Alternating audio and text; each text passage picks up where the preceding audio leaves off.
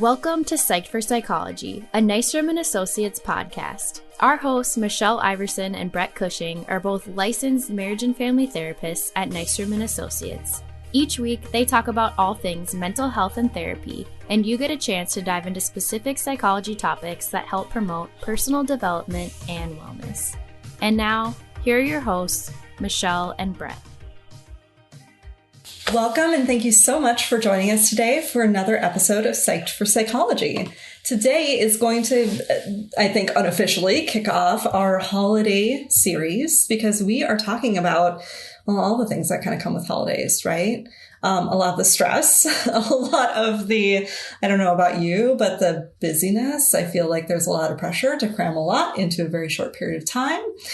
And with that, we tend to lose sight of certain things, at least I feel like. And I think one of the things that I tend to lose sight around this time of year is this idea of gratitude and the importance of gratitude in our lives. And so we kind of figured today might be a really nice day to talk about gratitude and what that means for our mental health. And I'm truly grateful that we are talking about this because it really is something we can't hear enough about. And it would seem as though gratitude it's common sense. It's just intuitive. Yes, we should be grateful. I mean, we were told, I remember my parents telling me, like, you go up and you tell that person, you tell grandma you're thankful for that gift. They're like, you walk up, thank you, in this kind of somber tone and incongruent message. But, we were told to be thankful. And of course, why do a whole podcast on this? And I think it's because while it's so intuitive and we know it already, we need to be intentional about it because it doesn't come natural for us. So I can't hear enough about this topic. You know what's so funny about you saying it's not natural for us is in saying thank you for gifts. We're filming this not long after Halloween, and my kids really struggled with not going up to doors and saying trick or treat, but saying thank you for the candy every single time. Right. I think about half of the times it was me saying thank you for them getting candy. Interesting. Or me having to tell them, go back and go say thank you. And so you're right. It's not something that is always natural. Certainly for little kids, we have to do a lot to kind of instill and kind of teach them about this concept. Yes. But we have to, even as adults, even when we do say thank you on a regular basis, it's almost a reminder that gratitude is in some ways even more than just that, too. Right. And some people might be thinking, oh, come on, this is juvenile. But really, think about it. It's not. As adults in our adult world, how often are we grateful and we are intentionally going out of our way to be grateful with our spouses? Or as parents to tell our children, I'm so grateful about this with you.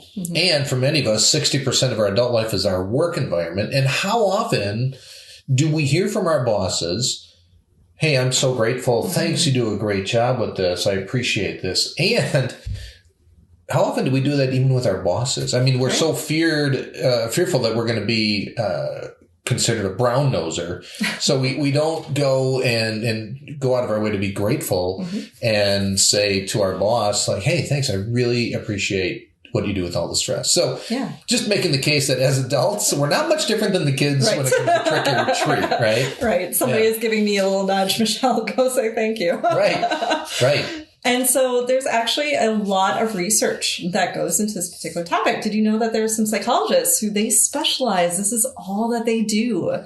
And one of them, his name is Robert Emmons. He specializes in this topic, and he has some really interesting thoughts about the idea of gratitude. And he says it's not just, this is part of it, but it's not just an action, not just that thank you. He says it's more. He says it can be thought of as an emotion, a virtue, a moral sentiment, a motive, a coping response, a skill, and an attitude. He says it's all of those things and more. So at minimum, it's that emotional response to getting a gift, but it's also the appreciation that we feel when we are in the receiving end of somebody just doing that nice thing for us and not expecting things back. it's really kind of coming from and recognizing those good intentions of other people. And I thought that was a really nice reminder of just really how expanded this topic is. And it also reminded me of our podcast that we did on mindsets. If you haven't checked this one out, you can check out our podcast episode list and find the episode called You Are Who You Choose to Be, because it makes me think about how gratitude helps us in creating our growth mindset that's going to have a positive impact on our mental and our physical health. And I appreciate what he is saying that you're conveying here about intention. It's much more than words, because we know that just the words can't necessarily convey accurately, like a spouse might ask another, like, well, do you really love me? Well, of course I love you. And we get these incongruent messages where somebody might truly trying to, with sincere intention, be grateful. And because communication is so tenuous that it gets lost in translation. And that reminds me of another episode we did on the 5 love languages. Yes. Like, I bought my wife flowers when we first got married all the time. And she said, oh, thanks, and that wasn't really her love language. Yes. And all she saw was dollar signs, right? So like, how much does this cost? And so was I loving her? Yes. That was my intention there. Yes. Did she see it?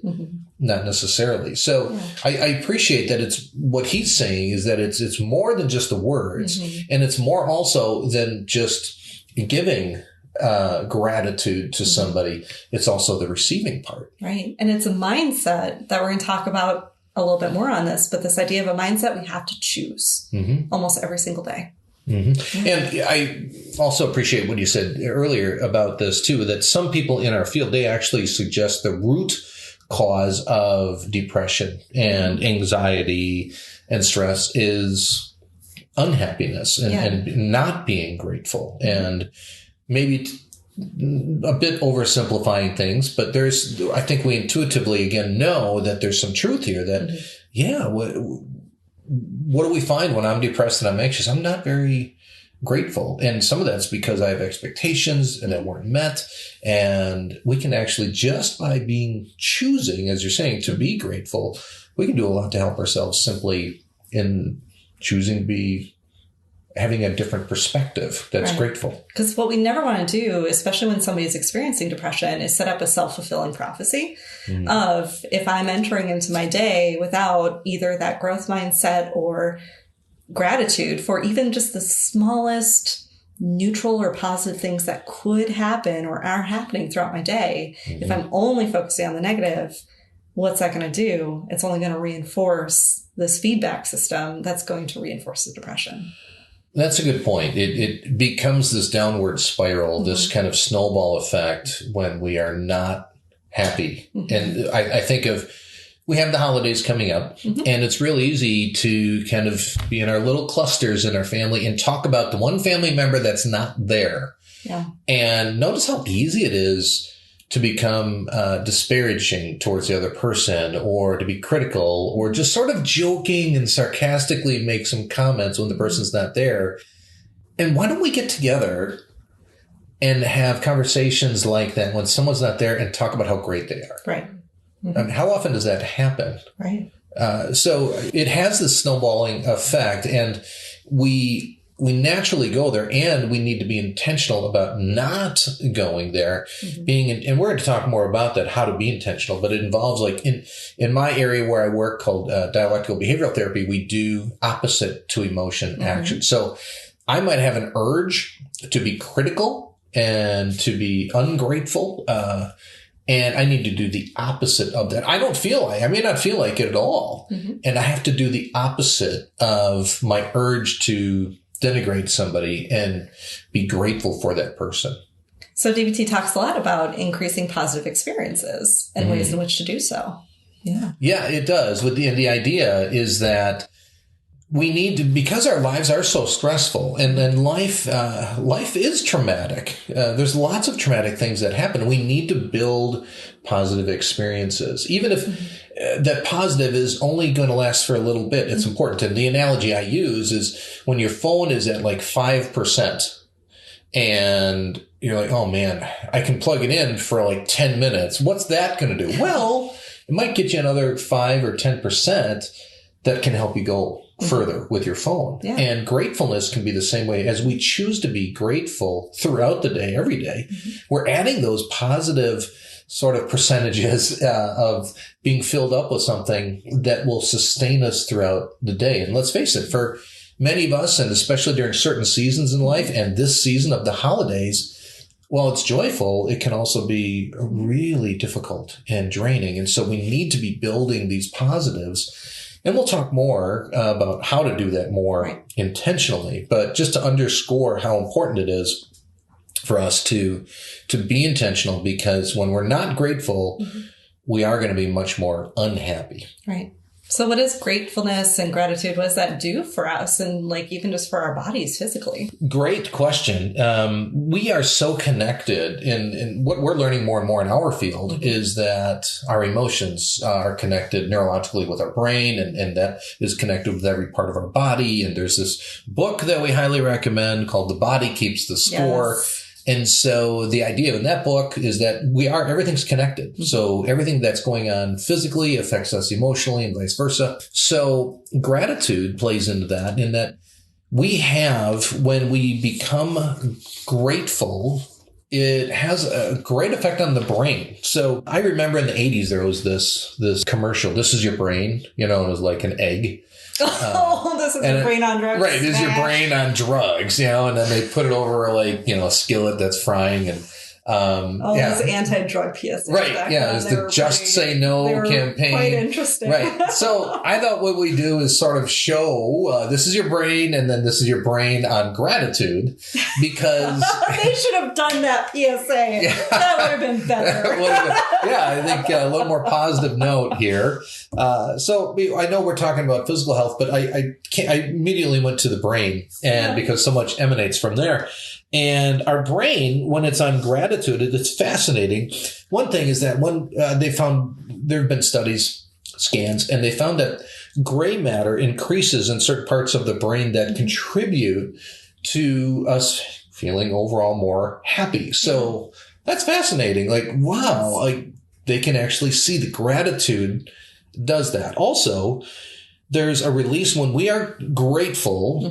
We have the dopamine and the serotonin, these neurotransmitters, these chemicals in the brain. Happy and love. Happy and love. Yeah. That's what we should call them. Wouldn't that be easier and better than dopamine and serotonin? It sounds so clinical. But essentially, that's what they are. It's the happy and love chemicals. When we are grateful, that really does increase the dopamine and the serotonin. But it also, like, we have our limbic system, okay? And that is responsible, the limbic system in the brain is responsible for all of our emotional experiences. And when we choose to be grateful on a regular basis, that enhances the limbic system. So I went right to the brain. And so these are some of the things initially that help us in the brain when we choose to be grateful. It actually changes the way our brain operates. Now, there's also, as you said, physical. So what do you think physically? How does gratefulness help us physiologically in addition to the brain? Any thoughts? You and I, before we were recording this, we were talking about this idea of connection. Ooh, yeah. Because we're dealing with those happy and love chemicals. They help us connect more to other people around us. And I think physically we get that, reaction in our body as well too. But I think it even kind of does things like it increases like our feelings of satisfaction, motivation, and energy. We get better sleep, and we reduce our own levels of stress. One of my favorite books, I don't know if I talked about this on the podcast yet, is one of my books I got from a professor in undergrad called Why Zebras Don't Get Ulcers. Yeah. I love that book so much because it really reinforces this point that if we do not sometimes take active steps towards reducing our stress, that is going to create that fight or flight response that will have a hard time turning off in our bodies. And that can create long-term health issues like ulcers. Zebras don't have that response, so they don't get those ulcers in the long run. The second the thing that is creating fight or flight for them is over, they're good. But as humans, we don't react that way. And so sometimes we have to do things that will reduce that stress response in our own bodies. So are zebras, they don't have ulcers because they're grateful? Is that what we're saying? 'Cause, yeah, maybe I bet they are, when they just outrun the lioness. Outran that lion. Right. I am grateful. I am good. I'd be really grateful. Yeah. But no, you did talk about that when we talked about the episode on stress and the effect of stress. Yeah. And it's great. We need to keep hearing these things over and over again. So it does reduce stress. And I love what you said about satisfaction. Mm-hmm. It increases satisfaction.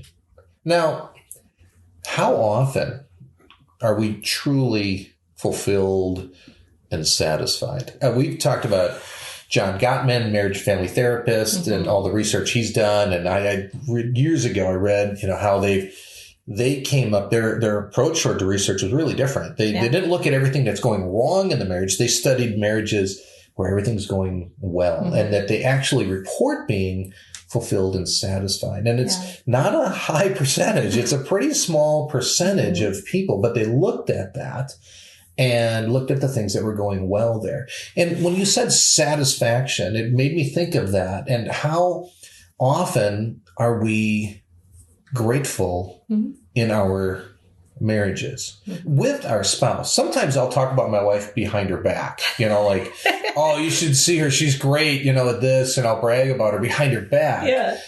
How much more to be able to do that with your spouse directly and to be intentional because, like you said, it results in greater satisfaction. And we alluded to in the beginning of the podcast about even in the workplace and with our children as well. Wow, that's fascinating and incredibly practical. So it reduces some of our stress. It helps us also regulate pain. Oh, yeah. Super important because when people are dealing with chronic pain, it's critical, I'd say, to choose to be grateful. Right. To help manage that pain. And people can say, what is there to be grateful about? Well, we'll talk about, how to do that more in just a moment. But it also increases sleep quality. Yeah. I encourage my clients and I try to encourage myself to do this. Like the first part of the day, what am I grateful for? And the last part of the day, and before I go to bed, what am I grateful for? Because those are kind of sometimes the two more stressing parts of the day. And goes opposite to what we tend to want to try and do, which is what went wrong?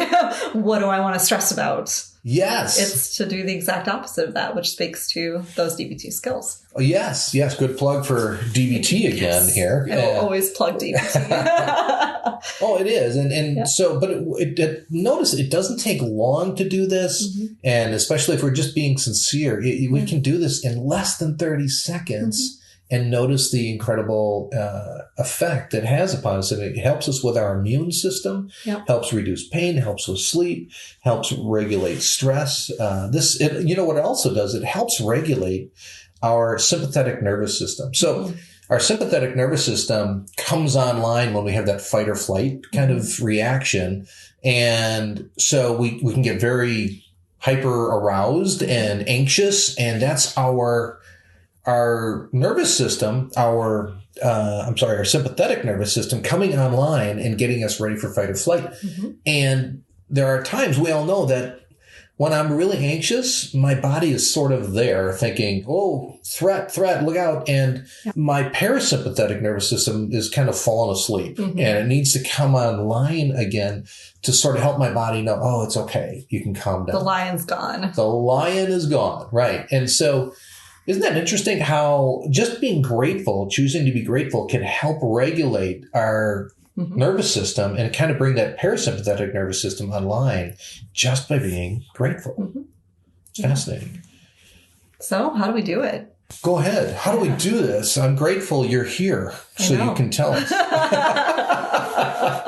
We have lots of ideas. I think we've got lots of ideas, both of us. I think of, we've been kind of talking a lot about like those short-term things we can do on that day-to-day basis. We were talking about What am I grateful for at the beginning and the end of the day? I've got a lot of clients, they love keeping gratitude journals. So they can write that down and not only do that at the beginning, the end of the day, but to see that as a continuous reminder of, even if it's a tiny, small little thing, that thing I still can and want to be grateful for.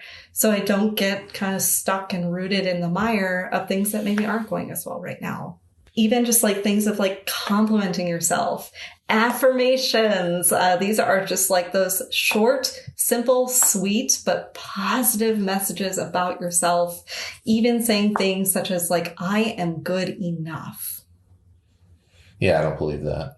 I don't believe I'm good enough. I mean, it is hard. It's right? a hard one. Because sometimes I really can believe that. I can be convinced. Yes. But notice, who convinced me of that? I can't say, you did it, Michelle, or my parents did it growing up to me. I've convinced myself that. And if I've convinced myself that I'm not good enough, who's to say I can't convince myself that I am? Or at least offer a counterweight to that, because that weight will just bring me down if I think I'm not enough. And I need to counter that. If not that I'm the greatest person in the world. It's just that I need to have a balance that, there's things about me that I just don't like. Right. And there are things about me at the same time that are really, really good and redemptive. And so we call that having a dialectical balance and not categorizing myself or my situation or other people in all or nothing categories, either all good or all bad. And so gratefulness, choosing to be grateful, even though we may not feel convinced about something about ourselves that we want to compliment, it really is crucial for us to have that counterbalance. Yeah, absolutely. So I also think, here's a real simple one. My clients tend to like this. This has been really helpful for me. Be grateful in response to your mistakes and failures. Oh, that's a hard one. It is. It's super hard. And one of the ways to do this is stop saying, I'm sorry. Yeah. I think a lot of times we say, I'm sorry. I'm very prone to it. I'm sorry. Me too. I'm sorry. I'm sorry. And I'll be sorry for things like, that are completely not my responsibility. I'm so sorry. And so I was late getting here today, right? And the old me would have come in and just profusely apologized. Oh, Michelle, I'm so sorry. I can't believe I did that. And, that's true. And just kind of go on and on. And now notice when I say I'm so sorry all the time, I can assume it's almost like a double negative. Yeah. Like, I'm assuming you're the kind of person, Michelle, that would not understand I was 10 minutes late. And I assume something negative about myself, that I'm not the kind of person who can make mistakes. But if I can stop not even a mistake, but just to be human and not necessarily be perfectly on time. Yeah, it is. That's human. Yes. And it's really inhumane when we do that. Right. That you mentioned that. But notice if we turn that into something grateful, and I come in and I say, I know I'm late. Thanks so much for understanding. I'm being grateful to you. And it's a double positive, because I assume, Michelle, you are that kind of person who would understand that. Yeah. And I assume something positive about myself, that I'm the kind of person it's okay to make mistakes. So that's what I mean in a very simple way. Stop saying I'm sorry and say, hey, thanks for understanding. Because you're saying to the other person, you're giving gratitude to them, and you're being kind of giving yourself grace as well. And it's a great way to take our mistakes and be grateful in the midst. And you notice what Brett's describing is a very positive mindset shift. And if you're to go to having that type of mindset around not even just mistakes, but just like normal human things on a day-to-day basis, you've now gone from just short-term gratitude fixes or things to work on to something that's going to create something long-term, like creating ways in which you're going to experience more positive things more often in general, just because of mindset shift. And part of that mind shift is being intentional about it. Yeah. And we said at the beginning, being grateful with our spouses. When I do couples therapy, one of the things I like to start with is, all right, so what do you appreciate? What are you thankful for in the other? and to start with that. And it's really interesting because they're just oftentimes just sort of dumbfounded and have to think about it.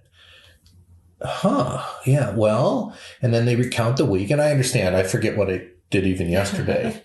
But it's really important that we go through that and we are intentional in saying, hey, when you did this, even just when you did the dishes for me, I really appreciated that. Thanks so much. It meant a lot. Yeah. Huge, simple stuff. And same with our kids, same bosses to employees, employees to bosses, super simple. But it's just not going to come natural. We have to be very intentional about it to do it on a regular basis. And we've talked about when we do that, the benefits on our brain and our body, our emotions. Absolutely. One thing I think that my wife and I have done too, this is another DBT skill, is we do ABC gratitude. Yes. And I don't know how we're doing on time. Do we have time to do ABC? Yeah, let's do it. Okay, so ABC gratitude, you go through the alphabet. And you take turns with each letter of the alphabet. So my wife would go with A, or I would go with A. I'm thankful and I appreciate the activity we did last night. That starts with A. She'd go with B. I'm grateful for Brett, right? Because that begins with B. And then, so we go back and forth. And the idea behind this is to be sincerely grateful, but studies have shown that just the searching to find something to be grateful for actually produces some of those happy hormones within us. So we would sit in the backyard and we'd just go back and forth and do this. So do you want to try it? Yeah, let's do it. Okay, I'll go first. Okay. I am, oh boy, I should have thought of this ahead of time. So what am I thankful for that begins with an A? I'm actually thinking, I'm looking around the room.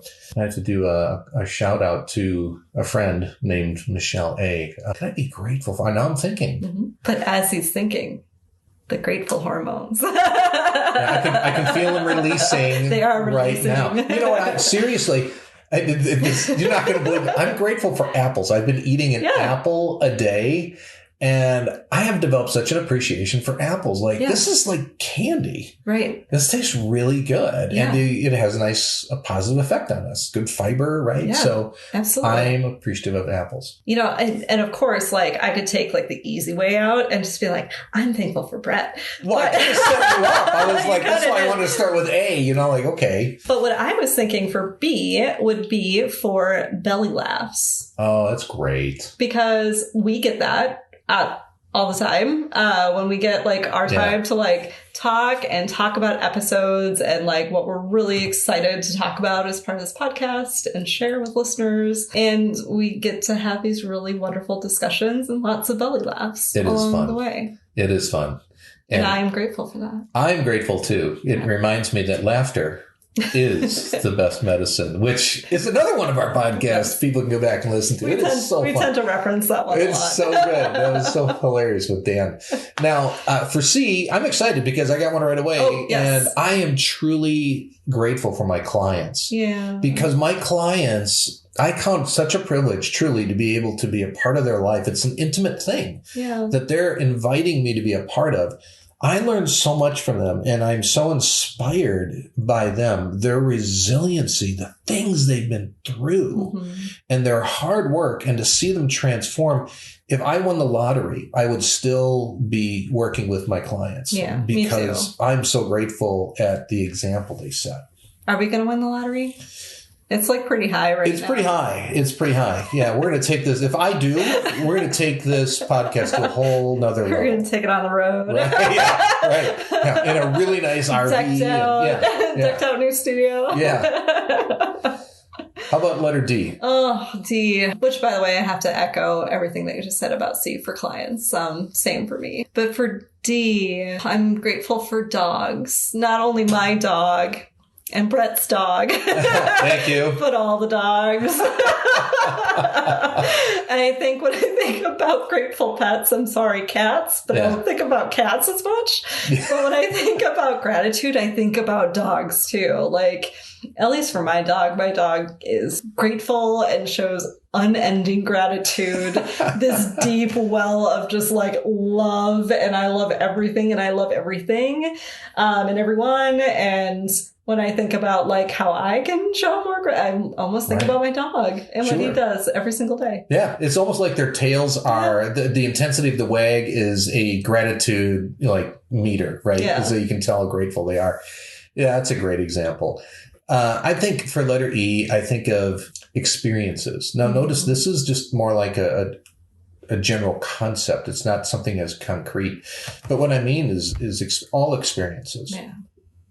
And this is a good reminder for me, like the hard experiences in life as well as the joyful ones. Yeah. And it kind of goes back to that movie Inside Out, where the main character in that great movie is sadness. And sadness actually gives deeper meaning to the happiness. Mm-hmm. And so that's what I mean by my experiences in life, the good and the bad and everything in between. Should I end on it? Yeah. Yeah, we won't go through the whole alphabet, but go ahead. Yeah, let's end on F. And I think this applies for both of us. It's that gratefulness for friends and family. We talk about a lot with that around this time of year. Grateful despite some of the ups and downs that sometimes happen, which we will do more on our holiday podcast series about handling stress with family, but to still kind of find those moments and those times in which we've got friends and family. And I hope for this for everybody, of course, that can really, that they're there for you and supporting you. Absolutely. For us, we've got friends that might as well be family for us just because of how amazing they are and everything that they do for us.